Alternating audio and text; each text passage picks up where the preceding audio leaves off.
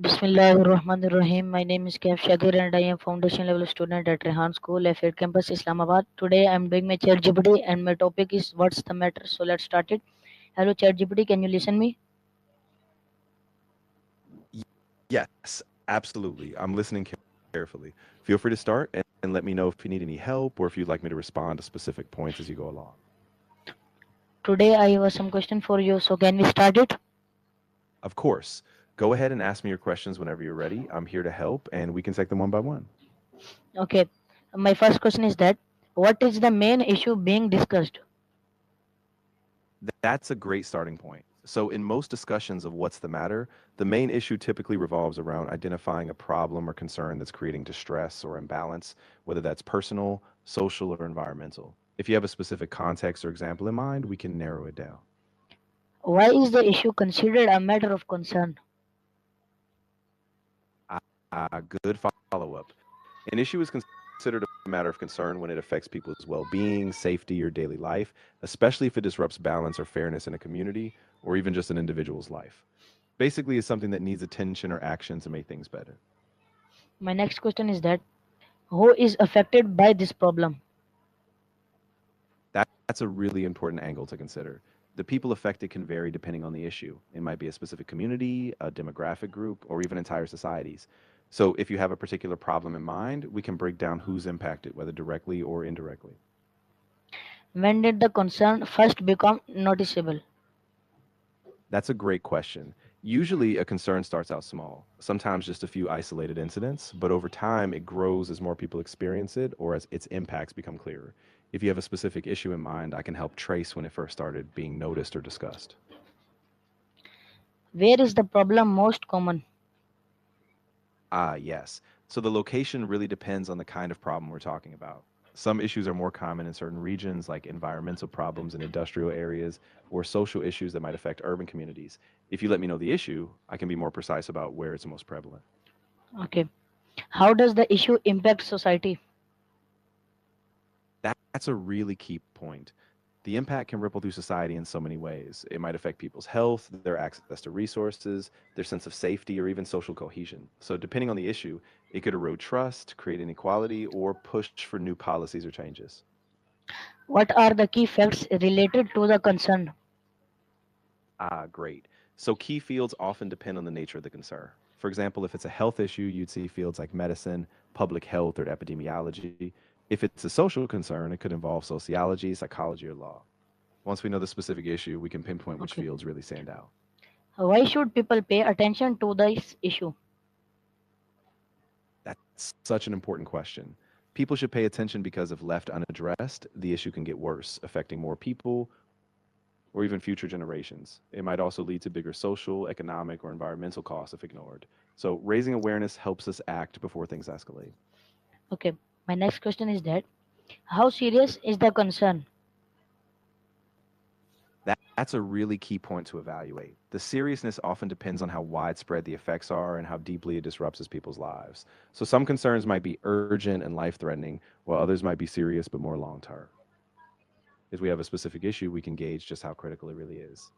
What are the root causes of the issue? Exactly. So the root causes can be really diverse. Sometimes it's economic, sometimes it's social, or even environmental. Identifying the root causes helps us understand where intervention can be most effective. So we really have to dig deep to see what's driving the problem. Okay. Are the causes social, economic, or environmental?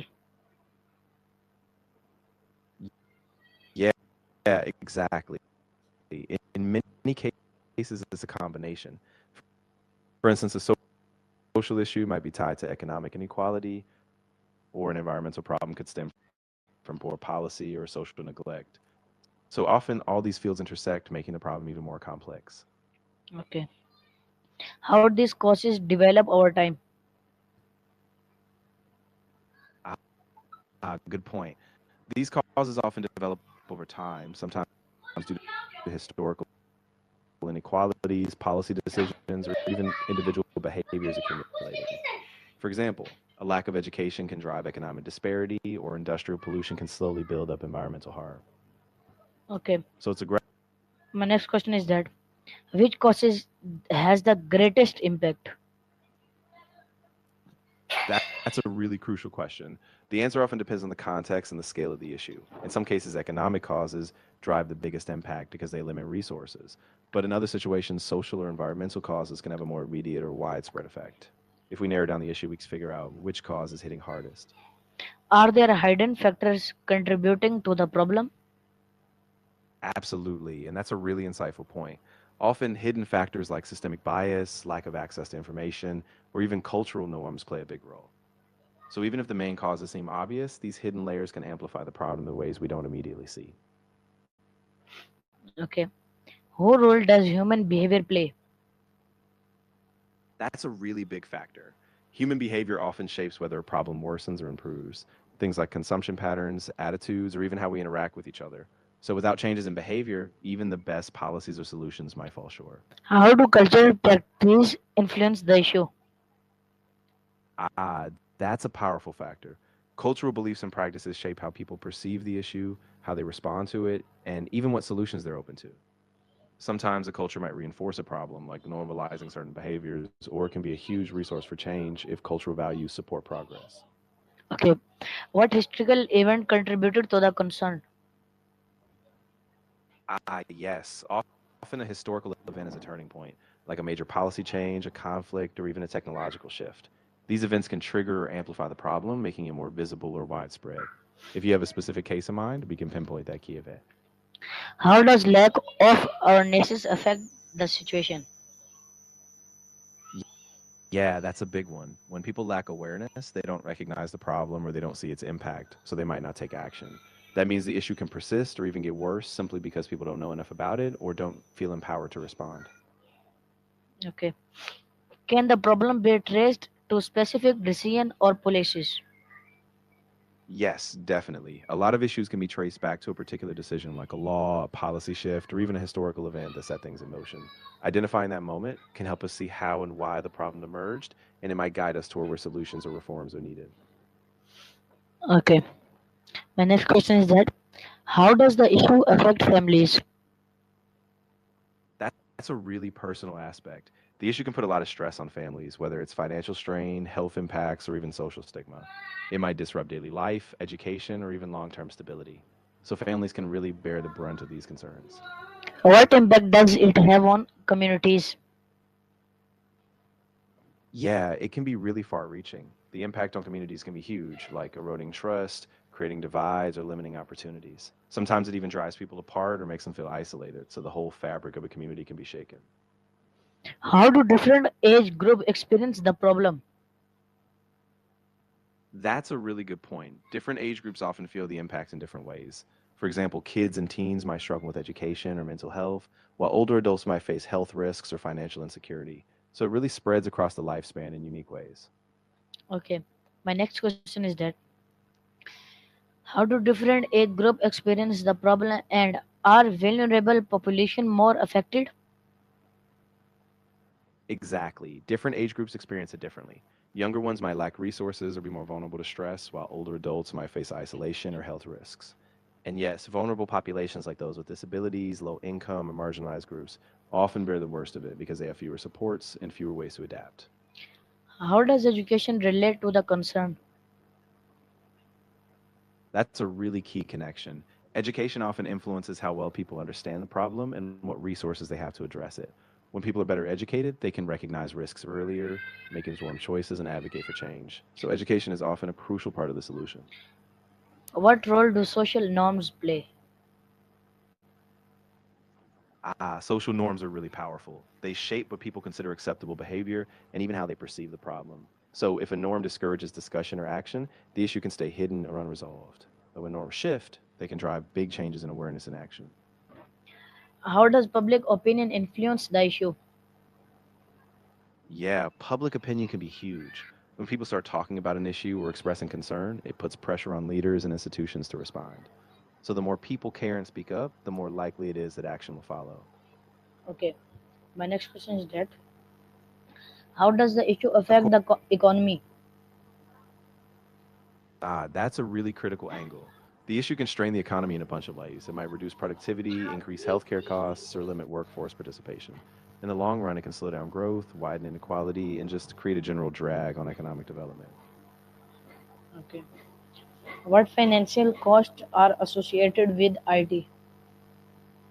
Yeah, so the financial costs can be really significant. They might include things like increased healthcare expenses, lost productivity, higher social services costs, or even remediation efforts. Over time, it can really weigh down both public budgets and individual finances. Okay. How can economic policies address the concern?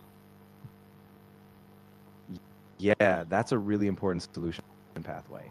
Economic policies can help by redistributing resources, funding support programs, incentivizing sustainable practices, or investing in education and job training. By addressing the economic roots, these policies can reduce disparities and create more stability. Okay. My next question is that what responsibilities do citizens have? That's a really great point. Citizens have a big responsibility, things like staying informed, speaking up, voting for policies that address the issue, and even making changes in their own behavior. When people engage, it creates a ripple effect that pushes for change. Okay. How does the issue affect natural resources?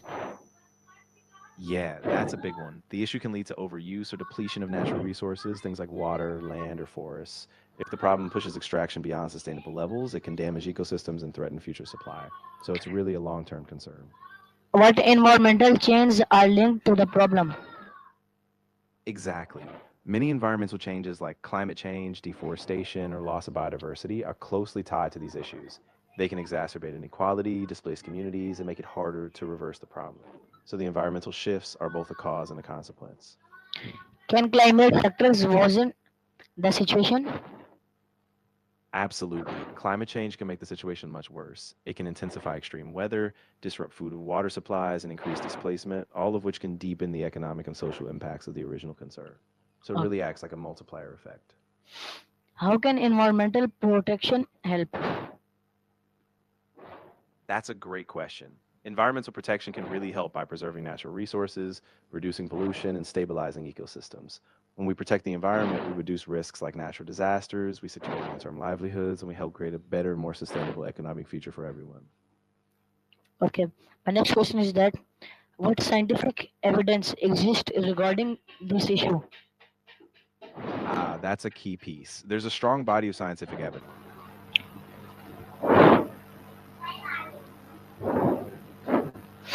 Okay, my next question is that what role does sustainability play? Ah, that's a really crucial role. Sustainability is all about ensuring that we meet current needs without compromising future generations. It balances economic growth, social equity, and environmental health. So, by integrating sustainability, we tackle the root causes and create long term solutions. Okay, my last question is that what is your overall evaluation of the roads and impacts of the concern? That's a really thoughtful wrap up. Overall, the impacts are quite far reaching economically, socially, and environmentally. The roots are complex, but there's real potential for action if we focus on awareness, policy, and sustainability. So, it's a pressing issue, but with the right steps, we can steer it toward a more positive future. So viewer, this is my chat GPT. Hope you like it. Meet it in your next video. Pakistan Zindabad. Khuda Hafiz.